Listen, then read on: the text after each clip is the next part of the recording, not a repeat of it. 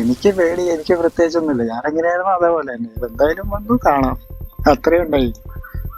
ബാക്കിയുള്ളവർക്കല്ലേ ഞാൻ നോക്കുമ്പോൾ ഭയങ്കര ഇതായി. ഞാൻ അതിലും മുന്നേ ഇത് കാണിച്ച സമയത്ത് MRI എടുത്ത സമയത്ത് അവർക്ക് ഒരു ഡൗട്ട് ഉണ്ടായിരുന്നു, ക്യാൻസർ ആണോ. അപ്പോൾ ഇവരോട് പറഞ്ഞ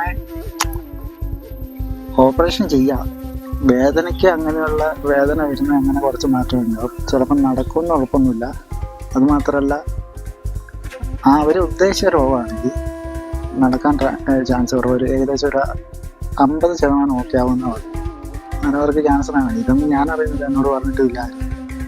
ഞാൻ ഇപ്പോൾ ഇങ്ങനെ ഇവര് വീട്ടുകാരെല്ലാം ഇങ്ങനെ എൻ്റെ ഫ്രണ്ട്സ് എല്ലാം വരുമ്പോൾ അങ്ങനെ ഞാൻ ഓപ്പറേഷന് മുന്നേ ഞാൻ അറിഞ്ഞത്. അങ്ങനെ അതൊന്നും മൈൻഡ് ചെയ്തൊന്നുമില്ല. പോയി ചെയ്തു, എടുത്തെടുത്ത് വെച്ച് കാണാം, ആ രീതിയിൽ പോയി.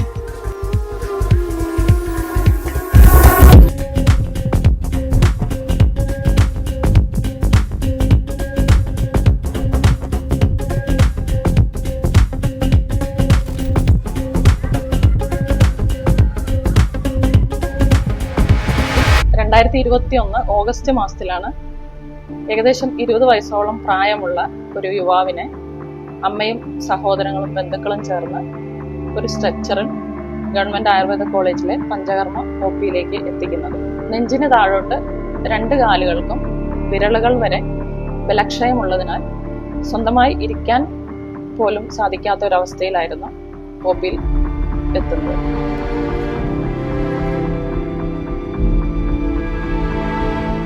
ജോലി ചെയ്തുകൊണ്ടിരിക്കുമ്പോഴാണ് ഈ അസുഖം ആദ്യം ലക്ഷണങ്ങൾ കാണിച്ചു തുടങ്ങി.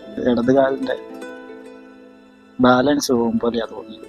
നേരം വലിയ മൈൻഡ് ചെയ്തില്ല. കൊറോണയുടെ സമയത്ത് കുറേ നാൾ ഒരു വർഷത്തോളം പണിയെടുക്കാതിരുന്ന് അങ്ങനെ ആയതാണെന്ന് ആദ്യം വിചാരിച്ചു.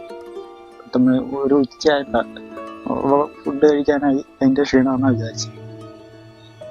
അപ്പോൾ അന്നങ്ങനെ വിട്ടു. പിന്നെ 2 ദിവസം കഴിഞ്ഞപ്പോൾ വീണ്ടും അതേപോലെ വീണ്ടും.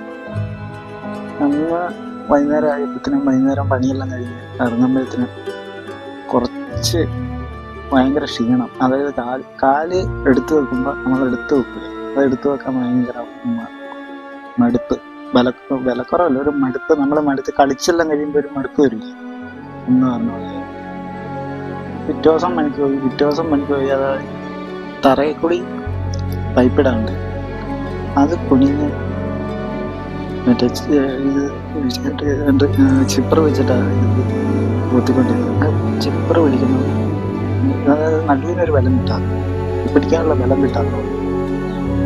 അന്നേരം പിന്നെ കൂടെ ഒരാളുണ്ടായിരുന്നു, പുള്ളി അടിച്ചു, അന്നിവിടെ വന്നു. പിറ്റേ ദിവസം രാവിലെ ആകുമ്പോൾ ഈ കാലിൻ്റെ ബലക്കുറവല്ലാതെ എടുത്തു വെക്കുമ്പോൾ നമ്മൾ ഒരു കാലെടുത്ത്, ഞാൻ റൂമിൽ നിന്ന് ഇറങ്ങി പല്ലിയൊക്കെ ഒരു കാലെടുത്ത് വെച്ച് മറ്റേ കാല് പെട്ടെന്ന് പറഞ്ഞു കിട്ടുന്നു, മുന്നോട്ട് വീഴാൻ പോയിട്ട്.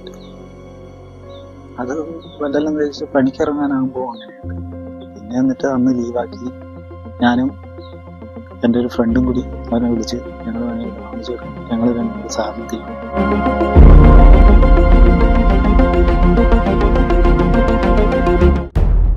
ഇലക്ട്രിക്കൽ ജോലികൾ ചെയ്ത് വളരെ സന്തോഷത്തോടെ ജീവിതം നയിച്ചുകൊണ്ടിരുന്ന ആ കുട്ടിക്ക് ഇടയ്ക്കിടയ്ക്ക് പുറംവേദന അനുഭവപ്പെട്ടിരുന്നു. എന്നാൽ ആ കുട്ടി അത് കാര്യമായി എടുത്തില്ല. ഈ വേദന അനുഭവപ്പെട്ടിരുന്നത് കൂടുതലും രാത്രികാലങ്ങളിലായിരുന്നു. രാത്രികാലങ്ങളിൽ അല്ലെങ്കിൽ റെസ്റ്റിൽ നട്ടലിന് അനുഭവപ്പെടുന്ന വേദനകൾ ഓരോ ഡോക്ടർമാരും ഗൗരവമായിട്ട് തന്നെ കാണേണ്ടതാണ്. ഇൻഫ്ലമേറ്ററി ആർത്രൈറ്റിസ്, സ്പൈനൽ TB, അതുപോലെ തന്നെ സ്പൈനൽ മെറ്റാസ്റ്റാസിസ്, ഈ രോഗങ്ങളൊക്കെ ഇങ്ങനെയുള്ളവർ റോൾ ഔട്ട് ചെയ്യേണ്ടത് അത്യാവശ്യമാണ്.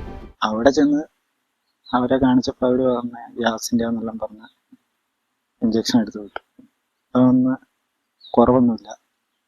വൈകുന്നേരം ആയപ്പോൾ കുറവൊന്നുമില്ല. വയറ് ഗ്യാസ് കിട്ടിയ പോലെ തന്നെ ഉണ്ടായിരുന്നു. ഒരു തരിപ്പ് പോലെ ഉണ്ടായിരുന്നു വയറിന്, ഗ്യാസ് കിട്ടിയ പോലെ ഇരുന്നിട്ട്. കുറവൊന്നുമില്ല. പിറ്റേ ദിവസം ആയപ്പം കുറച്ചുകൂടെ കൂടി. അങ്ങനെ നേരെയൊക്കെ ചെയ്തു. MRI എടുത്തു. MRI എടുത്തപ്പോൾ മത്തലിൻ്റെ പ്രശ്നമുണ്ട്.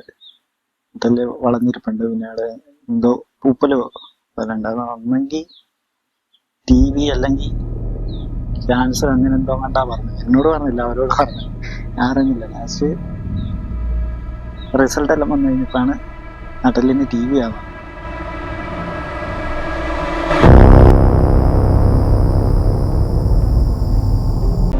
പരിശോധനയിൽ നിന്നും സുഷ്മനാ നാഡിയെ അഥവാ സ്പൈനൽ കോഡിനെ ബാധിക്കുന്ന ഒരു രോഗമാണെന്ന് മനസ്സിലാക്കുവാൻ സാധിച്ചു. MRI പരിശോധിച്ചതിൽ നിന്നും തൊറാസിക് റീജിയനിലുള്ള ഒന്നാമത്തെയും രണ്ടാമത്തെയും നട്ടെല്ലുകളെ ബാധിച്ച ട്യൂബർക്കുലോസിസ് അഥവാ TB ആണെന്ന് മനസ്സിലായി.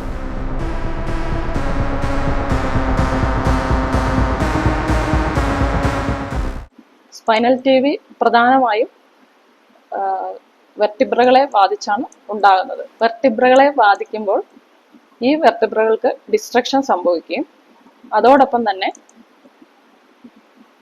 കോൾഡ് അബ്സസ്, ഇതിന് ചുറ്റുമായി പഴുപ്പ്, സ്പൈനൽ കോഡിന് ചുറ്റുമായി പഴുപ്പ് കെട്ടി നിൽക്കുകയും ചെയ്യും. അപ്പോൾ സർജറിയിലൂടെ കെട്ടി നിൽക്കുന്ന പഴുപ്പും കംപ്രഷൻ ഉണ്ടാക്കുന്ന മറ്റ് ടിഷ്യൂസും റിമൂവ് ചെയ്യുകയാണ് ചെയ്യുന്നത്. ഈ MRIയിൽ നിന്ന് രോഗവിവരം വ്യക്തമായതിനാൽ ന്യൂറോ സർജൻ എത്രയും പെട്ടെന്ന് ഡീകംപ്രഷൻ സർജറി ചെയ്യുവാനായി നിർദ്ദേശിക്കുകയും റിസൾട്ട് വന്നു കഴിഞ്ഞപ്പോൾ അവർ പറഞ്ഞു ഓപ്പറേഷൻ വേണമെന്ന് പറഞ്ഞു. പെട്ടെന്ന് തന്നെ ചെയ്യണമെന്ന് പറഞ്ഞു. അധികം വെച്ചോണ്ടിരിക്കാൻ പറ്റില്ല. 5 ദിവസം സമയമാണ്. പൈസ എല്ലാം ആക്കാൻ വേണ്ടി 5 ദിവസം സമയം തന്നു. അപ്പോൾ അവിടെ നിന്ന് ഡിസ്ചാർജ് മേടിച്ച് ഇവിടെ വന്ന് 5 ദിവസം കഴിഞ്ഞിട്ട് സർജറിക്ക് എല്ലാം ആകും. ഈ സമയം ഈ രോഗം വളരെയധികം പ്രോഗ്രസ് ചെയ്യുകയും വലതുകാലിൽ മാത്രമുള്ള ബലക്ഷയം നെഞ്ചിന് താഴെയായി ശരീരം മുഴുവൻ വ്യാപിക്കുകയും ചെയ്തു. റിസൾട്ട് വന്നതിൻ്റെ പിറ്റേ ദിവസം തന്നെ സർജറി ചെയ്തു. സർജറി എല്ലാം അവിടെ നിന്ന് ചെയ്ത് സർജറി ചെയ്തൊരു 10-15 ദിവസം അവിടെ നിന്നു ഫസ്റ്റ്. അത് കഴിഞ്ഞ് ഇങ്ങോട്ട് വന്ന് അവർ ഫിസിയോതെറാപ്പി ചെയ്യാനാണ് പറഞ്ഞു. ഫിസിയോതെറാപ്പിയിലൂടെ ഇത് അനക്കമെല്ലാം വരുള്ളൂ എന്ന് പറഞ്ഞു. അങ്ങനെ ഫിസിയോതെറാപ്പി ചെയ്യാനാണ് പറഞ്ഞു. ഇവിടെ വന്ന് 1.5 മാസം ചെയ്തിട്ടും ഒരു മാറ്റമില്ല, ചെയ്ത പോലെ തന്നെയുള്ളൂ. എന്നാൽ ഈ ഡീകംപ്രസീവ് സർജറി ചെയ്തതിന് ശേഷവും 3 മാസത്തോളം ഒരു മാറ്റവും കാണാതിരുന്നതിനാലാണ് AKG ഹോസ്പിറ്റലിലെ ന്യൂറോ സർജന്റെ നിർദ്ദേശപ്രകാരമാണ് ഗവൺമെന്റ് ആയുർവേദ കോളേജ് കണ്ണൂർ പഞ്ചകർമ്മ OPയിലേക്ക് ചികിത്സയ്ക്കായി ഇവർ എത്തിച്ചേരുന്നത്. ഇങ്ങനെ ഷിത ഡോക്ടർ അവിടെ ഇറങ്ങുമ്പോൾ അവിടെ നിന്ന് ചീട്ടെടുക്കണം എന്ന് പറഞ്ഞു. ഷിത ഡോക്ടറെ പഞ്ചകർമ്മ കാണിക്കാനാണ് പറഞ്ഞു. അവിടുന്ന് അവർ പറഞ്ഞിട്ട് അങ്ങനെയാ ഷിത ഡോക്ടറെ എടുത്തു. ആദ്യമായി ഈ രോഗി എൻ്റെ മുമ്പിൽ എത്തിയപ്പോൾ എപ്രകാരം ഈ രോഗിയെ ചികിത്സിക്കണം എന്നൊരാശങ്ക എനിക്കുണ്ടായിരുന്നു. ഡോക്ടറെ കാണിച്ചു. ഡോക്ടർ അന്നേരം പറഞ്ഞ കുറച്ചാൾ മരുന്ന് കഴിക്കുക, ഇപ്പൊ ഒന്നും അനക്കൊന്നും ആയില്ലല്ലോ, കുറച്ചാൾ കഴിച്ചു നോക്കാം, നമുക്ക് നോക്കാമെന്നാ പറഞ്ഞു. അങ്ങനെ അവിടുന്ന് വന്നു, മരുന്ന് നന്നായിട്ട് വന്നു. പിന്നെ ആഴ്ചയിൽ 2 ആഴ്ച കൂടുമ്പോൾ പോയി മരുന്ന് മേടിക്കലായിരുന്നു. യൂറിൻ അറിയാതെ തന്നെ പോകുന്ന അവസ്ഥയായതിനാൽ കത്തീറ്റർ ഇട്ട നിലയിലുമാണ് രോഗി OPയിൽ എത്തിച്ചേർന്നത്. സ്പർശന ശേഷിയും പൂർണ്ണമായി നഷ്ടപ്പെട്ടിട്ട് നെഞ്ചിന് താഴോട്ട് 2 കാലുകൾക്കും വിരലുകൾ വരെ ബലക്ഷയമുള്ളതിനാൽ സ്വന്തമായി ഇരിക്കാൻ പോലും സാധിക്കാത്ത ഒരവസ്ഥയിലായിരുന്നു OPയിൽ എത്തുന്നത്. 2-3 മാസം ആകാനായതിന് നല്ല വിരലനങ്ങാൻ തള്ളവരല, കാലിൻ്റെ തള്ളവരല ആദ്യം.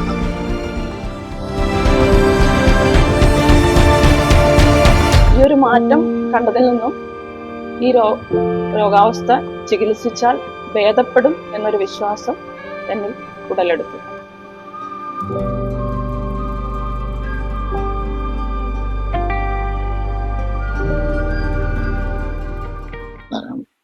ഡോക്ടർ പറഞ്ഞു, അനങ്ങാൻ തുടങ്ങിയപ്പോൾ പറഞ്ഞു, ഇനി അഡ്മിറ്റ് ആകാം, ഇനി കുറച്ചാൾ അഡ്മിറ്റ് ആയിട്ട് ഇവിടുത്തെ ട്രീറ്റ്മെന്റ് എടുക്കുക, കുറച്ചാൾ അങ്ങനെ ചെയ്യാന്നു. അങ്ങനെ ഒരു 2 മാസം, ഒരു 56 ദിവസം അവിടെ അഡ്മിറ്റ് ആയിരുന്നു. ആദ്യം അഡ്മിറ്റ് ആയത്. തുടർന്ന് നവംബർ 2021 രോഗി ചികിത്സയ്ക്കായി അഡ്മിറ്റ് ആകുന്നത്. TB സ്പൈനിന്റെ ചികിത്സയിൽ നിർബന്ധമായും ആൻറ്റി ടി ബി ട്രീറ്റ്മെൻറ്റ് എടുക്കേണ്ടതുണ്ട്. അതോടൊപ്പം തന്നെ ജ്വരം, രാജേക്ഷ്മ, വാതവ്യാധി എന്നീ രോഗങ്ങളുടെ ട്രീറ്റ്മെൻറ്റ് പ്രിൻസിപ്പിൾ സംയോജിപ്പിച്ചിട്ടുള്ള ഒരു ചികിത്സാ രീതിയാണ് സ്വീകരിച്ചിട്ടുള്ളത്. രോഗത്തിൻ്റെ ആദ്യാവസ്ഥകളിൽ ആമഹരവും ശോഫഹരവുമായിട്ടുള്ള ഔഷധങ്ങളും ചികിത്സാ രീതിയുമാണ് അവലംബിച്ചത്. അതിനുശേഷം കേവല വാതിക ചികിത്സാ രീതിയാണ് സ്വീകരിച്ചിട്ടുള്ളത്. ഞാൻ ആ സമയത്തെന്ന് പറഞ്ഞാൽ സ്ട്രെച്ചർ തന്നെ, വീൽ ചെയറിൽ ഇരിക്കുമെന്ന് ചോദിച്ചാൽ ഒരു കുറച്ചിരിക്കും, എന്നാലും സ്ട്രെച്ചറിൽ തന്നെയായിരുന്നു, ഫുള്ള് കിടത്തം തന്നെയായിരുന്നു.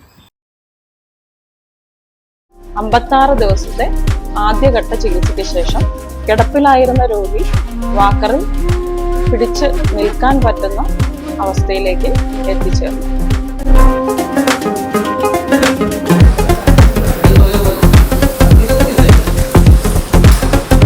രണ്ടാം ഘട്ട ചികിത്സയ്ക്ക് ശേഷം രോഗി സപ്പോർട്ടോടെ നടക്കുവാൻ ആരംഭിക്കുകയും ചെയ്തു.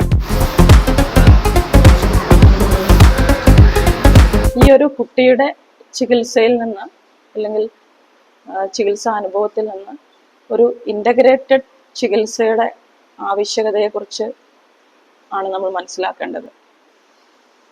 ഓരോ അവസ്ഥാനുസരണം സർജറി വേണ്ട സമയത്ത് സർജറി ചെയ്തു, ആ ന്യൂറോണൽ റിക്കവറി ഫേസിൽ പ്രോപ്പറായിട്ട് ആയുർവേദ ചികിത്സയും അതോടൊപ്പം തന്നെ ഫിസിയോതെറാപ്പിയും ചേർത്തിണക്കി ചികിത്സിക്കാനായി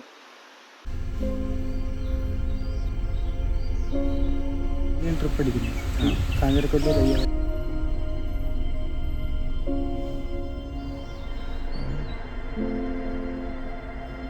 ഇപ്പോൾ ആ കുട്ടിക്ക് സ്വന്തമായി നടക്കാം. സ്പർശനശേഷി പൂർണ്ണമായും തിരിച്ചു വന്നു. അതോടൊപ്പം തന്നെ യൂറിൻ കൺട്രോളും ബവൽ കൺട്രോളും സാധാരണ സ്ഥിതിയിലേക്ക് എത്തിച്ചേരുകയും ചെയ്തു.